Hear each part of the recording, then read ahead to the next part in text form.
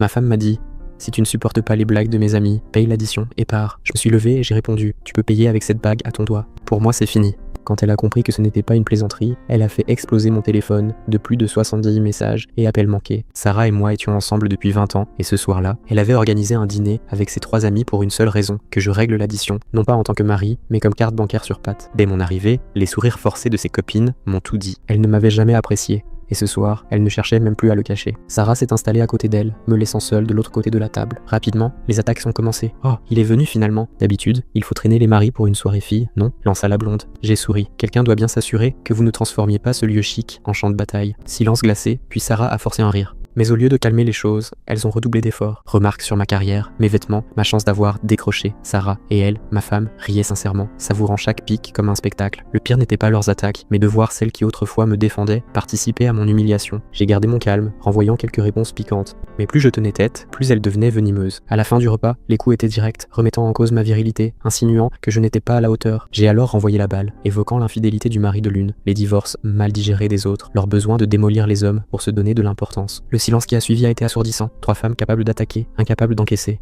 Mais Sarah a achevé ce qui restait de respect entre nous. Tu exagères, elle s'amuse seulement. Si tu ne supportes pas une soirée entre filles, tu aurais dû rester à la maison. Puis la phrase fatale: si tu ne supportes pas leurs blagues, alors paye et pars. Elle venait d'avouer devant tout le monde que je n'étais là que pour financer leur divertissement. Quelque chose s'est brisé en moi. J'ai posé mon portefeuille sur la table, regardé Sarah droit dans les yeux et dit: tu as raison, tu paieras avec cette bague, parce que pour moi, c'est terminé. Silence total. Sarah est restée bouche bée, ses amis pétrifiés. J'ai repris mon portefeuille et ajouté: trouve quelqu'un d'autre à humilier en échange de son argent. Moi, j'arrête là. Puis je suis parti sans me retourner. Derrière moi, j'ai entendu une voix tenter: il bluffe. Mais non, 20 ans de mariage réduit à un rôle de portefeuille. Et elle avait osé me dire de fermer ma bouche ou de payer. J'ai choisi de partir et je ne reviendrai pas.